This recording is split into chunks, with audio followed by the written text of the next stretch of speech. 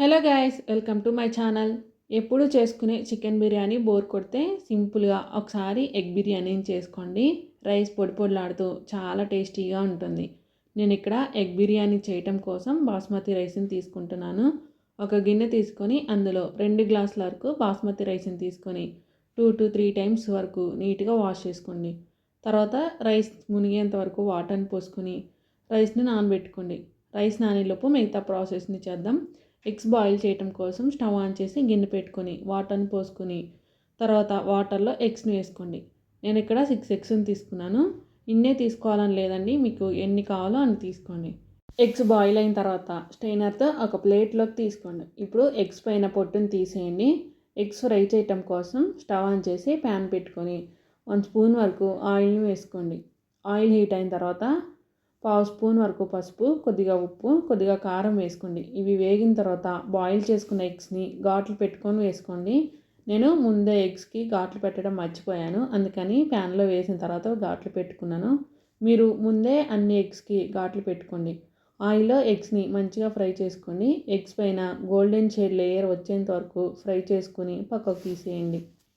ఇప్పుడు బిర్యానీ చేసుకోవటానికి వీలుగా ఉండేలా ఒక పెద్ద గిన్నెను పెట్టుకొని ఎగ్స్ ఫ్రై చేసిన ఆయిల్ని వేసుకోండి. ఆయిల్ హీట్ అయిన తర్వాత బగారా దినుసులు వేసుకోండి. అవి కొద్దిగా ఫ్రై అయిన తర్వాత 4 పచ్చిమిర్చి చీలికలు, కట్ చేసుకున్న ఆనియన్, కొద్దిగా కరివేపాకు, అలాగే కొంచెం పుదీనా వేసుకొని మంచిగా ఫ్రై చేసుకోండి. ఆనియన్ ఫ్రై అయిన తర్వాత ఒక 2 మీడియం సైజు టమాటాలను తీసుకొని ప్యూరీలా చేసుకొని వేసుకోండి. ఇలా చేసి వేసుకుంటే గ్రేవీ మంచిగా వస్తుంది, సో కంపల్సరీగా వేసుకోండి.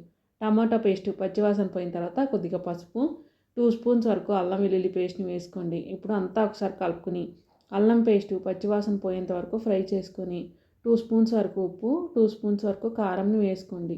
ఉప్పు కారం మీరు మీ టేస్ట్కి తగ్గట్టు మీరు వేసుకోండి. ఉప్పు కారం వేసుకొని అంతా ఒకసారి కలుపుకోండి. ఇప్పుడు ఇందులో గ్రేవీ కోసం కొద్దిగా వాటర్ని పోసుకొని 2 నిమిషాలు ఫ్రై చేసుకోండి. తర్వాత ఇందులోనే 1.5 స్పూన్ వరకు ధనియాల పొడి, 1.5 స్పూన్ వరకు గరం మసాలా లేదంటే చికెన్ మసాలా వేసుకోండి. అంతా ఒకసారి కలుపుకోండి. మసాలాలన్నీ వేసుకున్న తర్వాత 1 కప్ వరకు పెరుగు, ఒక హాఫ్ చెక్క నిమ్మరసం వేసుకొని అంతా ఒకసారి కలుపుకొని మంచిగా ఉడికించుకోండి. పెరుగు ఎక్కడా కనిపించకూడదు. గ్రేవీలోంచి ఆయిల్ పైకి తేలిన తర్వాత ఫ్రై చేసుకున్న ఎగ్స్ని వేసుకోండి. ఎగ్స్కి మసాలా అంతా పట్టేలా 2 నిమిషాలు కలుపుకొని తీసేయండి. ఇప్పుడు ఈ గ్రేవీలో నానబెట్టుకున్న బాస్మతి రైస్ని వేసుకొని అంతా ఒకసారి కలుపుకోండి. ఇప్పుడు ఇందులోనే వాటర్ని పోసుకోండి. నేను 2 గ్లాసుల వరకు బాస్మతి రైస్ని తీసుకున్నాను. 2 గ్లాసుల బాస్మతి రైస్కి 3 గ్లాసుల వరకు వాటర్ని పోసుకోండి. ఇప్పుడు ఒకసారి అంతా కలుపుకొని 1 స్పూన్ వరకు నెయ్యి, కొద్దిగా పుదీనా వేసుకోండి.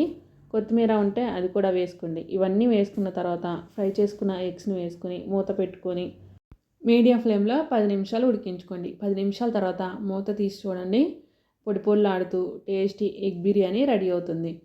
ఈ ఎగ్ బిర్యానీని చాలా సింపుల్గా చేసుకోవచ్చు. బ్యాచిలర్స్ అయినా బిగినర్స్ అయినా ఈజీగా చేసుకోవచ్చు. ఎగ్ బిర్యానీ ఈ ప్రాసెస్లో మీరు ట్రై చేయండి. ట్రై చేశాక ఎలా వచ్చిందో కామెంట్ చేయండి. వీడియో నచ్చితే లైక్ చేయండి, షేర్ చేయండి, సబ్స్క్రైబ్ చేసుకోండి. బాయ్.